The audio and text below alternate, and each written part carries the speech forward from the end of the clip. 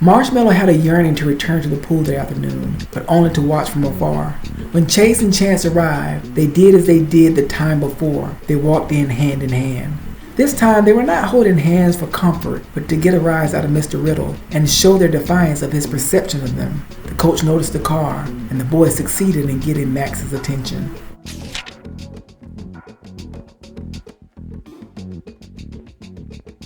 Betty, wait outside. We'll be back. Remember what I told you to. You're good boys. Only teach them a lesson. No need for a Charles experience, okay? The boys smiled. Betty also smiled. She was able to make light of the experience now. Okay.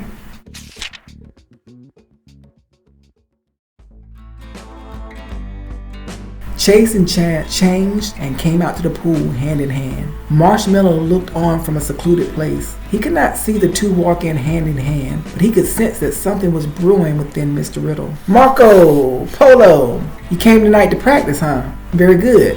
Where's your adult chaperone? You know you can't be here without a guardian. Chance answered. She's in the car. She'll be in just a little while. She was completing a call and wanted some privacy. Oh, in that case, what's up? I thought I was clear about the hand-holding deal. Why are you doing it? It's ridiculous. Just stop it. Chase wasted no time in getting inside Max's head when he said, tell me about your trauma.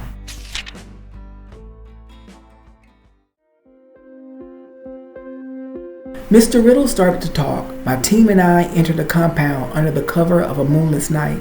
We swam in, went up the beach and spotted our target. We scouted the area many times prior and were confident we could acquire and or eliminate our objective. Something felt off though. I felt it in my gut. I expressed this to my team, but the team said trust our preparation and our training.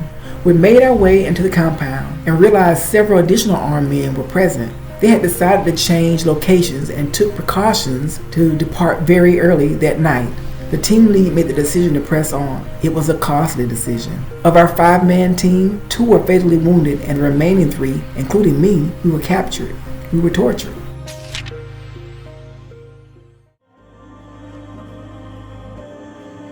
Though we trained for this, it's not easy to endure.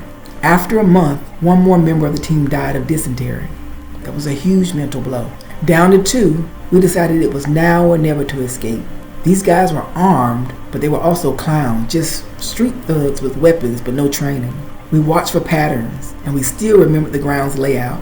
We overtook a guard during evening scraps, and armed with a single weapon, we made our way to the beach. We took out several thugs, but my partner sustained a gunshot. Nothing life-threatening, but definitely a challenge for a beach escape.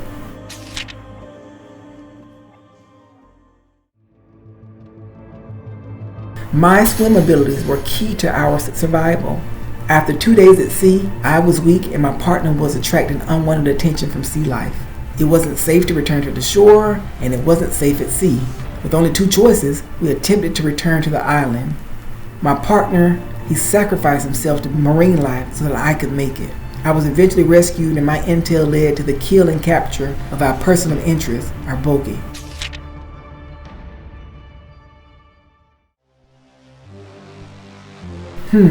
Swim for your life and avoid the marine life. The coach took off his shirt, jumped into the pool, and began to swim. He swam normally.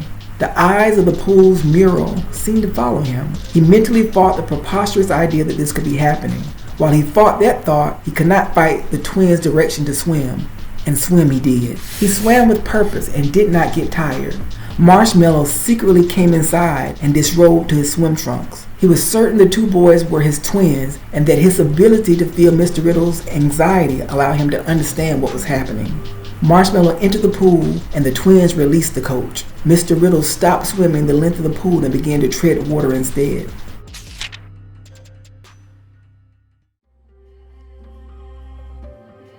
You boys are trying to mind fuck me. I don't know how. Hey Marshmallow, you decided to float? Marshmallow turned to the boys and spoke to them. I can help. Teach him. I can help. Marshmallow started to swim slowly at first, and then oddly in a circle. The twins realized what was happening and offered Max some transformative critiques. Your bullying days are over. You will feel intimidation and fear and then overcome it. You will be a better man for it. You insecure fairies don't get it. I'm trying to make you stronger. I've lived through my trauma, and my trauma can't re-traumatize me. Swim. Your life depends on it.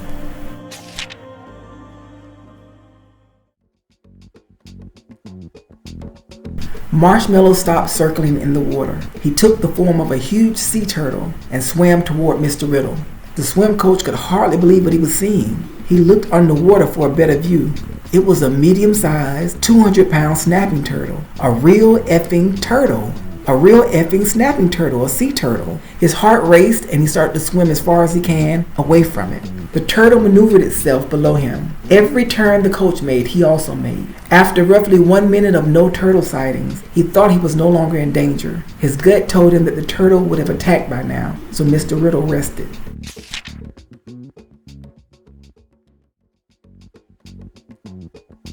The eyes from the murals on the pool's wall all looked at Mr. Riddle. The coach freaked out. The turtle was no longer below him. Instead, it was an 8.5-foot tiger shark. The shark didn't look friendly. He looked particularly hungry. Mr. Riddle started to swim. The tiger shark took a swipe at him. Whether real or imaginary, the coach was spooked. The shark disappeared as it almost bit Max's leg.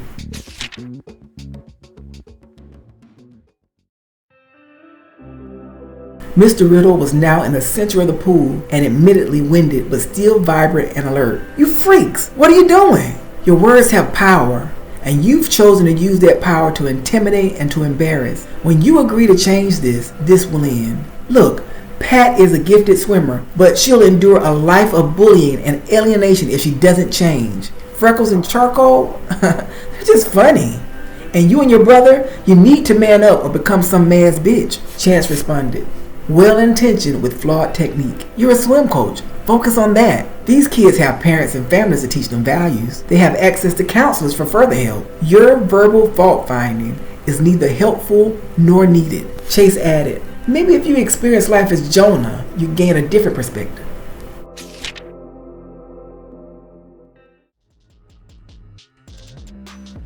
Maximilian Riddle looked over at Chase and uttered a brief, dismissive response. "Silly boys." The whale in the mural peeled away from the wall. The coach was facing the boys. The mouth of the whale enveloped him. It all happened so quickly that Mr. Riddle did not have time to react and was unable to scream. The whale settled to the bottom of the pool. Max thrashed about in complete darkness. He held his breath as he was trained and tried to calmly figure a way out, but there was no way out. In that moment, Chase realized he had full ability to influence Mr. Riddle. His military ammo can had come undone. While the latch was not completely broken, it had opened. He re-experienced his fears and remembered the feeling of wanting help and being rescued. He thought of his final teammate as he sacrificed his life to secure his safety.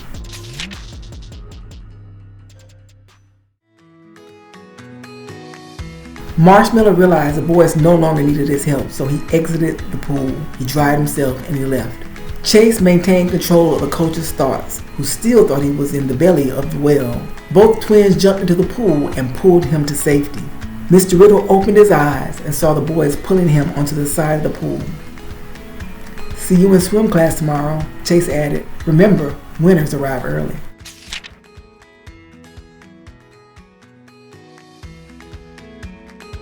While Marshmallow was no longer there was a reminder of his final form on the bottom of the pool. The whale that once occupied a place on the wall was now at the bottom of the pool.